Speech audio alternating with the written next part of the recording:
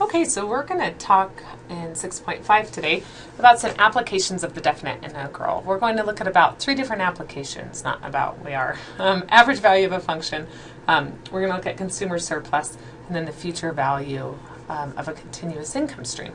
So as you've read through the book, the average value of a function, this is a pretty great little application of the definite integral. The average value of the function actually is pretty simple to take, and it's pretty amazing.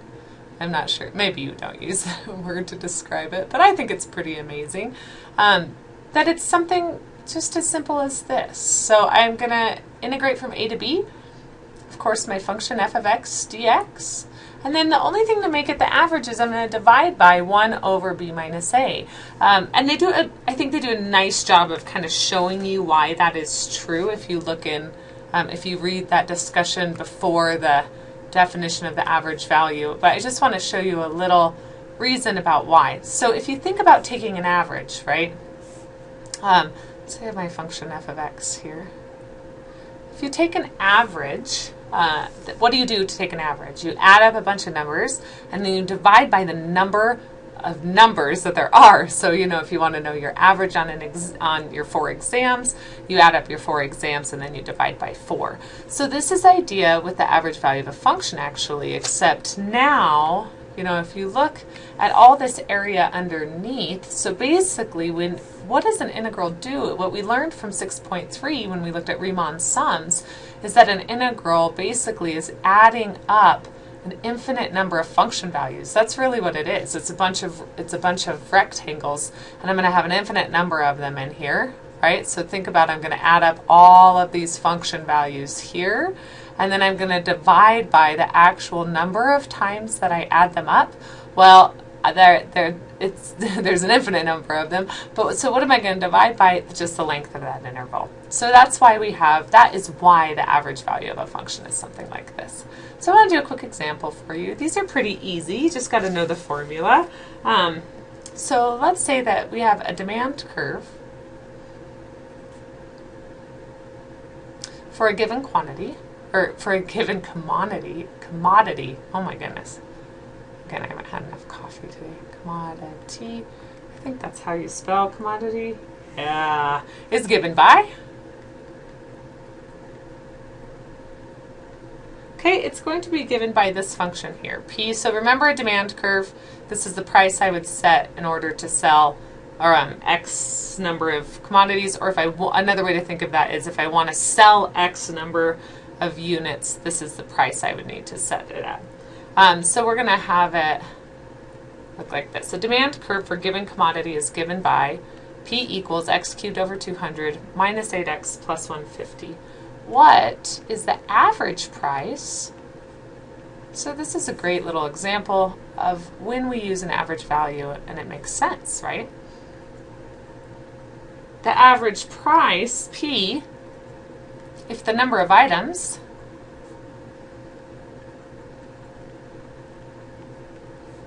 items varies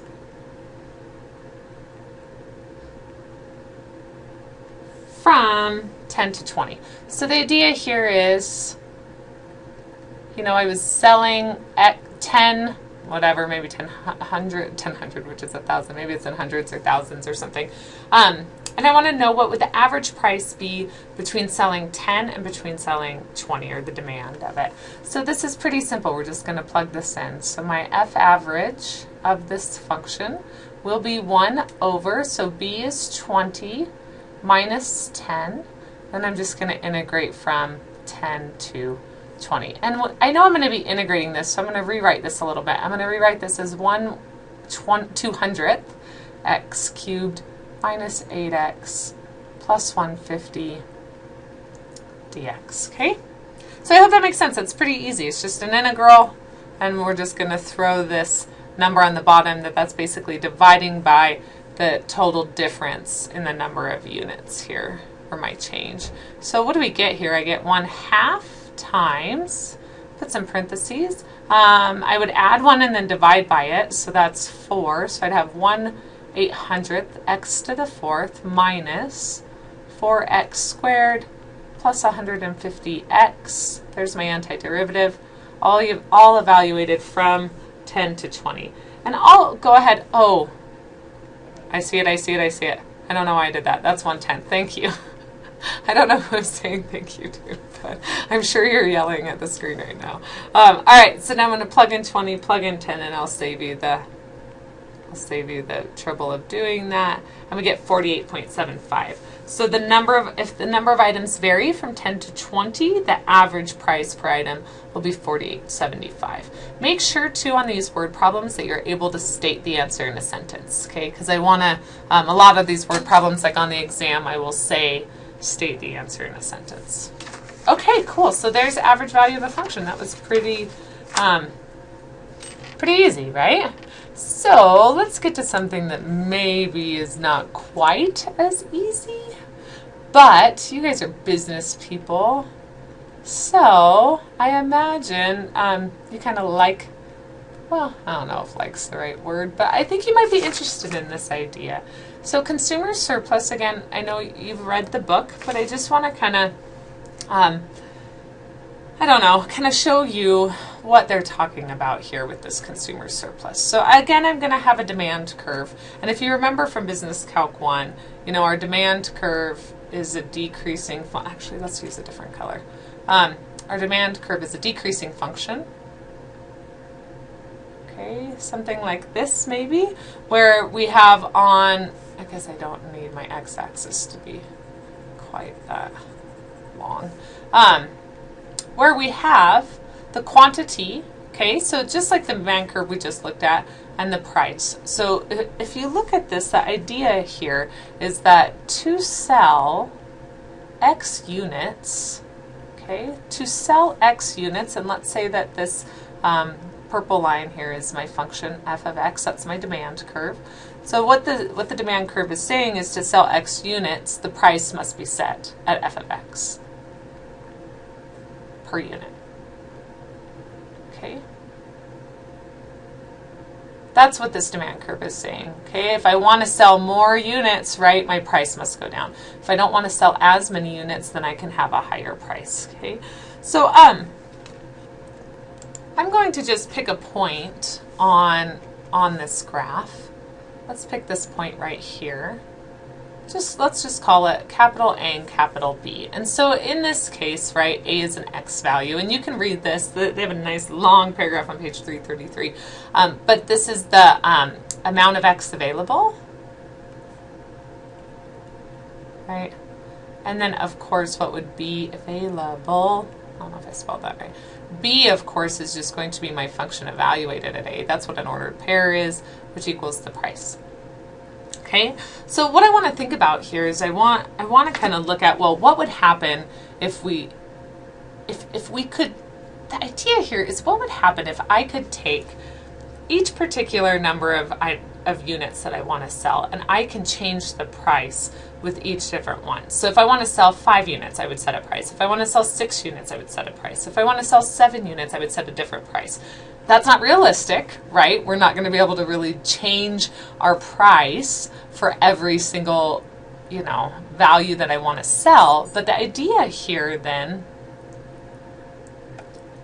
okay, is that let me show you how we're going to look at this. I'm going to break up an interval here. Let's look at an interval. Let's say we have x1, x2, x3, and then at the bottom here, x4 in this case, which is just going to be A. Okay, now I have just 4. Of course, we could have n, and what is the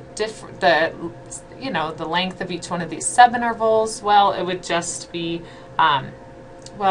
I could just do a minus 0 if I wanted to. If I wanted to start this right here, maybe this is my x sub 0, all over n. So basically what I'm looking at is, say I have 100 values or 100 units of the commodity, and I want to look at what would I set my price for every maybe 5 units, right? So if I take 100 and divide it by 5, that means I'd have 20 different price points that I would be looking at for the number of units that I would want to sell. So again, the idea, if I want to sell 5 units, what's the price I would charge? If I want to sell 10 units, what's the price I would charge?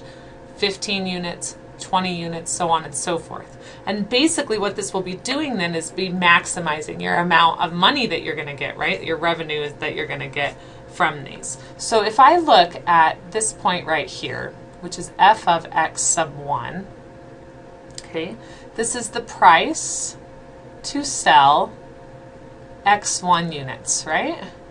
That's what the function does. That's what it means. And what this means also that we have to kind of think about is no more than x sub 1 units will sell at this price. Okay, so this is what they will be paying. This is the greatest demand for that quantity. So how much money then do I make if I sell x1 units, right, at a price of f of x1? This is the amount of money, right, that I'm going to, the dollars made selling x1 units. I know this is getting a little convoluted, but I promise the actual formula for this isn't too bad. So let's say I only have x1 units. Now as more units become available,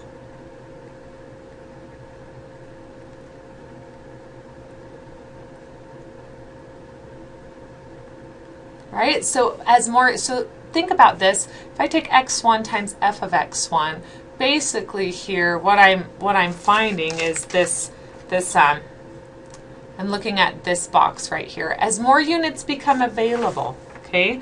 So more units become available. If I'm at x1, maybe I add another amount of units right here. And so what I mean by that is I'm going to add this amount more units to x1, which, if you think about what that looks like, that would be x2 minus x1. That's the number of more units that I can bring, and maybe I'm going to charge a price of f of x2 at that point. So this is what this is looking at, again, is just this is the dollars made selling x2 minus x1 more units, right? Okay.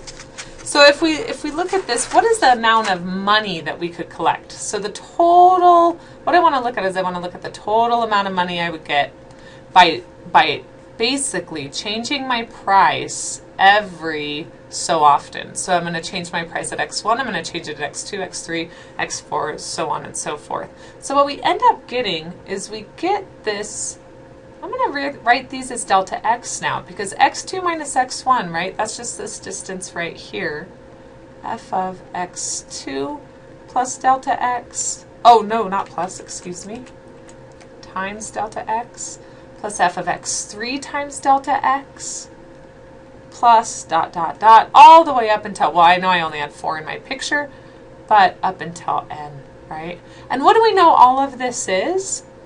This is just the definite integral from 0 to a of f of x dx. And again, this is as n goes to infinity. The idea here again is that I can change the price for each change in the number of units, which we know can't really happen, right? I can't go, how would I sell things if I am going to go and change the price? I have 100 units available, it's a certain price. I have 101 units available, it's a different price. I have 102 units available, it's a different price. That doesn't make sense. So that's not what actually happens in the market, right? What we actually have is what we call an open system. And what does that open system means? This means everyone pays the same price. Everyone pays the same price. You know, relative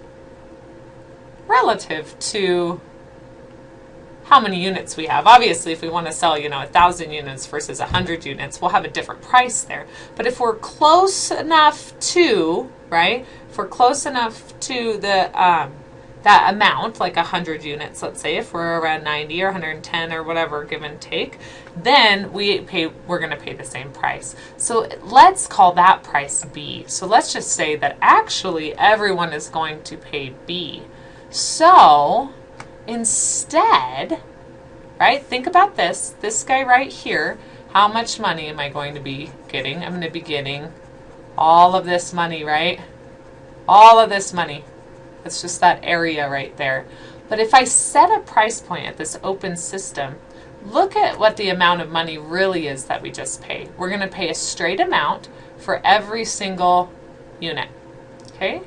Every single number of units I sell, right here, this pink area right here, that's the actual amount of money that we're going to take in. And so why do we call this a consumer surplus? Because the consumer is kind of winning if you think about it. What is the amount of money that the company could make? It's that gray area that I shaded.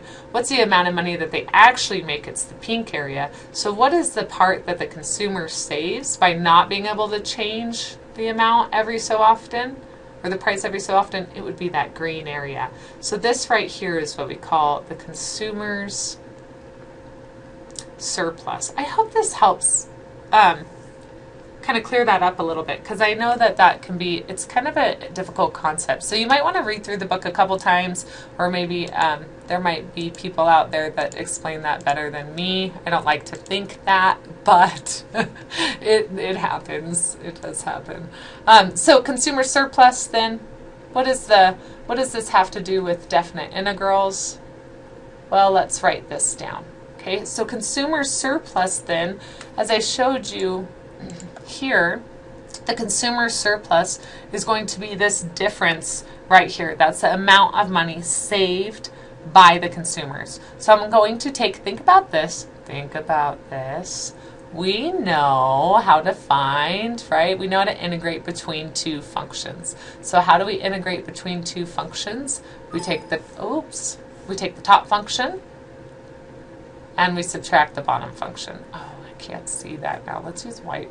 Top function minus the bottom function. So what is the top function? F of x. What is the bottom function? It's just b, because it's a constant, right? We aren't going to change the price. We're going to have the same price. So let's write this down. Okay, so consumers, what happened there? I just lost. That's okay. There we go. Okay, so consumer surplus is the, well, let's say P, let's let P equal F of X be the demand curve. And I'm not going to write this out perfectly. You can do that from your notes in the book. But the consumer surplus then, we are going to define, I'm just looking to see if they don't give it a specific. 0 to A, okay, of, and we're just taking the difference between those two functions. See?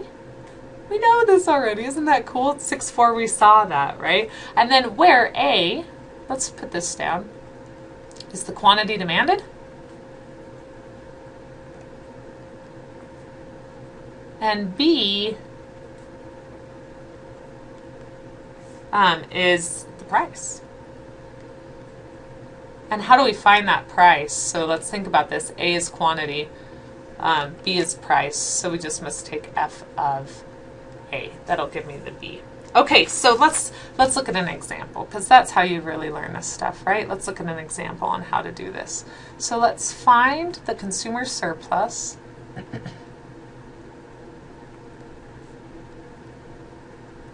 Okay, consumer surplus at a price level. I have to give you a price level, or I have to at least give you a commodity.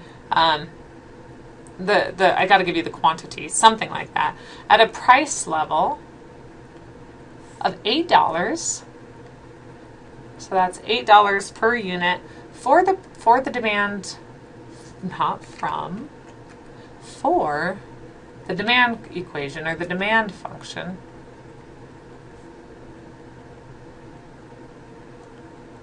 Let's see, P equals 20 minus 0.05x.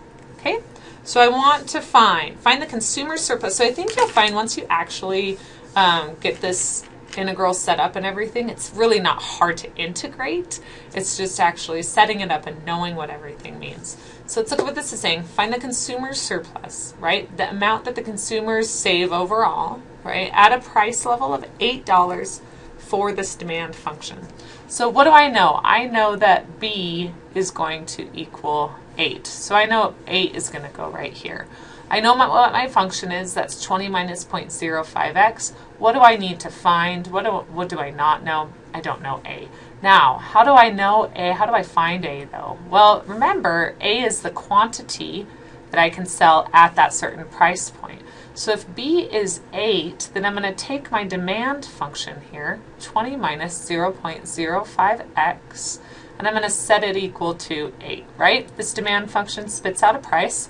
I want the price to be 8. So basically what I've done, there's p, and I've just replaced it with 8. Okay? And if you solve for this, right, subtract the 20 divided by 0.05, I believe we get x to be 240. So again, what does that x mean? That x means when I sell 240 units, if that's the number of units available, I'm going to set my price point at 8. Okay? And so what is my consumer surplus then? We'll just call this C. I'm going to integrate from 0 to 240. That's the amount, right? That's the total number of units that I have available. I'm going to take my function, which is 20, my demand curve, minus 0.05x, and I'm going to subtract, what? 8. This is showing me the surplus. If I got rid of the 8, this would be the maximum amount of money that a company could earn by changing the price at every single unit, every single number of units. But they can't do that. They have to set a specific price point. So we're just going to put in 8. I hope that makes sense. Okay, and then we can just simplify this. So if I go from 0 to 240, do 20 minus 8, I think that's 12 minus 0.05. I know that's 12. So we get 12x minus 0.025. Sometimes I don't trust myself when I'm dealing with decimals. Do you guys ever find that the higher you get in math, like the worse your arithmetic skills get? And then I'm just going to plug in 240, obviously, so let me go ahead and do that. And so what do I get? I get 1440. I didn't plug in the 0 because the 0 makes everything go away. And so what does that mean? That's the consumer surplus. That's the amount that basically consumers as a whole save when this company sells, has 240 units available, okay? Because they had to set a certain price, that's the price that we're going to save, right, by not having the price change for every single unit. I hope that kind of makes sense. Okay, all right, last thing, and then we'll be done. Looks like my videos this year are just going to be a half hour, but I think you can handle that probably. You're not sitting in class for, an hour and 15 minutes 3 times a week. So, all right, and the last thing is this idea of future value. Now, I'm not really going to prove this to you. They don't really prove it for you. Future value of a continuous income stream. So hopefully you'll just believe me. So you saw this and you have this in your notes, but what is the future value of a continuous income stream? So the future value of a continuous income stream of K dollars per year. This is the interesting thing. Okay, for capital N years at an interest rate of R.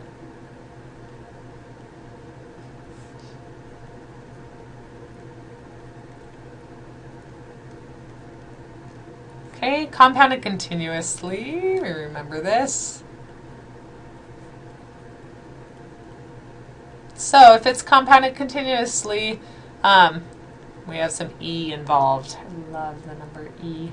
So 0 to N, we're going to integrate from 0 to N, 0 to all of the years, right? So I'm adding up all the money I'm making. K, this is going to look familiar. K is the amount of money, of course, that I initially deposit. E to the, so remember, if you remember when we compounded continuously, our function was PERT, P-E to the RT, right? That's the amount of money I would have if I put in a deposit, put that deposit in, and I watched it grow. So here I have K e to the R times capital N minus T dt. Now while I'm not going to prove this to you, let me kind of talk about this formula a little. So the idea here, and this is kind of a hypothetical situation, but instead of just taking money, like an entire chunk of money and putting it into an account and watching it grow, how do we really save money? Well, hopefully, how do we really save money? We put some money in maybe, once a month, for a college fund or whatever, watch it grow. Maybe we put it in daily. So the idea here, because remember, what does an integral do? It implies infinity. So this is a little hypothetical, but it gives us an idea of what would happen if we put in a lot of money. We put in K dollars per year, but that money is put in continuously throughout the year. Okay, so I'm continuously putting in money. Maybe not just $1 a day, maybe $1 per second. And so the idea is how would that work, and what would the future value of my money be? Okay, and this n minus t, what that does is t is the amount of time we're at now. Like, let's say I want to deposit it for 20 years. This would be just the difference in the amount of time right now. And then we add those all up an infinite number of times. All right, let's do this example, and then we'll call it good. So, find the future value. All right, future value.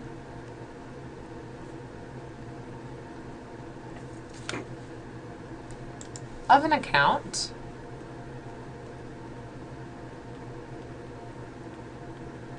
where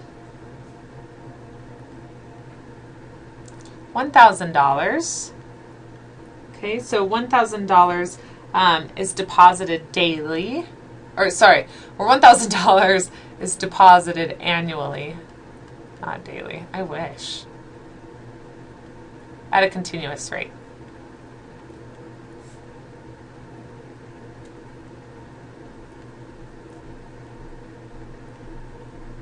Okay, $1,000 is deposited, and we could say, you know, $1,000 is deposited at in your book. You'll see things like deposited daily. That's fine. We can still use the future value of a continuous income stream, or it might say deposited at a steady rate. So we have 1,000 is deposited annually at a continuous rate throughout the year, or whatever, however we want to say that. The year with throughout the year, compounded continuously. That's important. Must be compounded continuously, or we don't use E. At an interest rate, let's say of 5%. For 3 years. All right, so find the future value of an account where $1,000 is deposited annually at a continuous rate throughout the year, compounded continuously at an interest rate of 5% for 3 years. So this should be pretty easy. We're just going to plug in. So my future value then of this guy, 0 to n. N is the number of years, so I'm going to go from 0 to 3. I'm depositing $1,000. Then I'm going to have e to the 3 minus t. We're going to have to talk about how to integrate this really quick. dt. Oh, I forgot my interest rate. I knew there was something I needed. You see it, 0.05. Remember, anytime we use a percentage, we need to write that as a decimal. Okay, so what we need to talk about is I need to talk about how to integrate this. That's probably the hardest thing here. If I took this through, if I put this 0.05 through, right, I would get 0.15 minus 0.05 t. So let's talk about how to integrate this. To integrate this, remember we basically want to divide by the derivative of the exponent. That's how we integrate e, right? The integral of like e to the 3x was 1/3 e to the 3x, or e to the 4x was 1/4 e to the 4x. Now if this had been e to the 3x plus 1, it would have been the same thing, because when you take the derivative of that 1, right, let's check ourselves. If we take the derivative and go back, I would rewrite e to the 3x plus 1, and I would multiply by the derivative of 3x plus 1. But the derivative of 3x plus 1 is just 3. So because that 1 goes away, I actually don't need to worry about that 1 when I'm dealing with the antiderivative of this guy. The only thing I need to worry about is I need to worry about the number that is in front of the t term. So I'm going to have 1,000. What am I going to divide by? I'm going to divide by negative 0.05. Just 0.05, I want to throw t in there. Okay, because that's the derivative of the exponent, and then I'm just going to leave this. And if we multiply that, if we already multiplied it through, we might as well keep it in there. So the hardest part about this one is probably just plugging this in. All right, so let's see what we get. Let me grab my calculator. Remember, we need to plug in that 0, right? Because, I forgot my negative. We got to plug in that 0 because e to the 0 is not 0. So I'm going to be plugging in e raised to, maybe I am, forgot to press second, e raised to 0.15 minus 0.05 times 3, close my parenthesis, and I'm going to subtract, and I have that 1,000 divided by negative 0.05. I'm going to raise, well, what is this going to be? This is going to be e to the 0.15, right? 0.15 minus 0. And so I could have just put 0.15. So what I end up getting, it's positive. That's really good.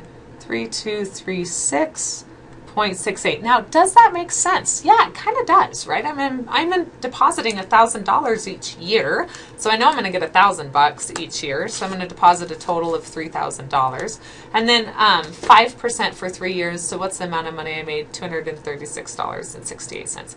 Doesn't seem like a whole lot, but what if you had a lot more money? What if you had $10,000 per year or something like that? Then I'm really making a lot of money on that.